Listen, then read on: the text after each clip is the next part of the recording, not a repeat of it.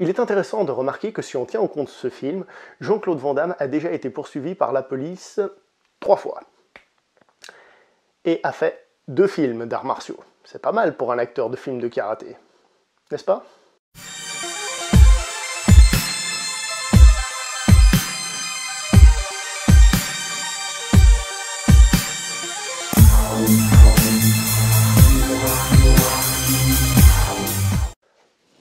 Bonjour à toi, bienvenue, critique poussiéreuse, rétrospective Jean-Claude Van Damme, je pense que tu es au courant, sinon, je te conseille d'aller voir mes critiques précédentes pour savoir où on en est et suivre l'évolution. On continue aujourd'hui avec le film Cavale sans issue, Nowhere to Run. D'ailleurs, je sais pas pourquoi, j'arrête pas de dire le titre anglais de ce film, faut croire que j'adore le prononcer, Nowhere to Run. Et on va commencer donc par lui attribuer une petite note. Cette note est 6 sur 10. Le western est un genre typiquement américain. Vous avez sans doute déjà entendu parler d'un western moderne, un western urbain, un western contemporain quand on parle de films d'action. Ce n'est pas pour rien, c'est parce que le western fait presque partie de l'ADN américain. C'est exactement le cas de ce film-là. Regardez plutôt. Un propriétaire terrien cherche à obtenir le terrain qui appartient à une veuve. Il lui met des grosses pressions. Un jour arrive un cow-boy solitaire.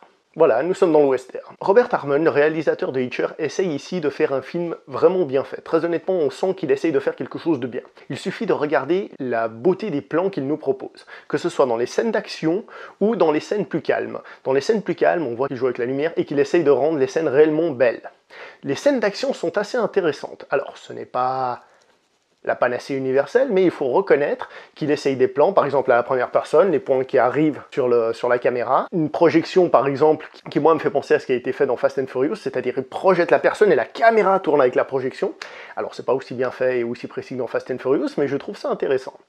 En parlant de Fast and Furious, au début, la première scène du film, il y a un accident de bus, et honnêtement, les plans de cette scène sont hallucinants et vous feront penser à cette saga Fast and Furious qu'on peut aimer ou pas, mais qu'il faut reconnaître à des scènes visuellement très belles. Ce film souffre hélas d'un manque de rythme, d'un équilibre entre les scènes d'action et les scènes calmes, ce qui fait que le film n'est pas toujours très passionnant et au contraire parfois il s'enlise dans un scénario qui lui-même n'est pas d'une originalité folle comme vous avez pu en juger précédemment. Ce film représente aussi la première tentative de dramatisation de la carrière de Jean-Claude Van Damme. En effet, comme j'ai dit, il y a relativement peu de scènes d'action et Jean-Claude Van Damme peut essayer de faire parler son jeu d'acteur. Il est ici un peu comme dans Coup pour coup, au sommet de son charisme. Je me dois de revenir sur quelque chose que j'ai dit dans une vidéo précédente. J'ai dit que Jean-Claude Van Damme avait une tête, un visage un peu efféminé. Comprenez-moi bien là-dessus. Par efféminé, je voulais dire que quand il a ce visage gentil, doux qu'il avait dans Bloodsport ou dans Kickboxer, il a quelque chose de légèrement efféminé, quelque chose de gentil qui se dégage, si vous voulez. Là, ici, il est dans le charisme pur, il n'y a rien d'efféminé, au contraire, c'est hyper viril.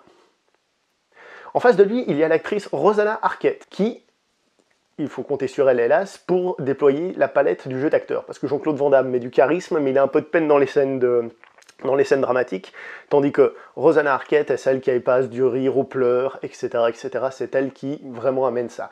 C'est pour ça que j'ai dit que c'est une tentative de dramatisation de la carrière de Jean-Claude Van Damme, parce qu'il n'y arrive pas totalement malgré une présence incontestable. Donc nous avons ici un joli film avec des défauts de rythme qui plombent un peu l'histoire, qui elle-même n'est pas passionnante. Un jeu d'acteur qui n'est pas parfait, même s'il y a du charisme, ça en fait donc un film avec des hauts et des bas, c'est pour ça que je lui donne la note de 6 sur 10 d'ailleurs. C'est pas un mauvais film.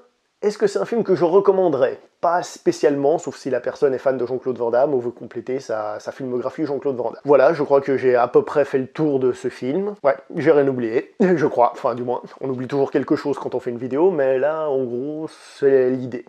Alors, sur ce, je vous dis au revoir, à la prochaine vidéo. J'espère que vous avez apprécié celle-là. Alors, cette fois-ci, je vous le dis clairement, la prochaine vidéo, c'est Time Cop. Voilà, cette fois, il n'y a pas de je crois, c'est Time Cop. Alors, je vous dis au revoir, à la prochaine. Ciao.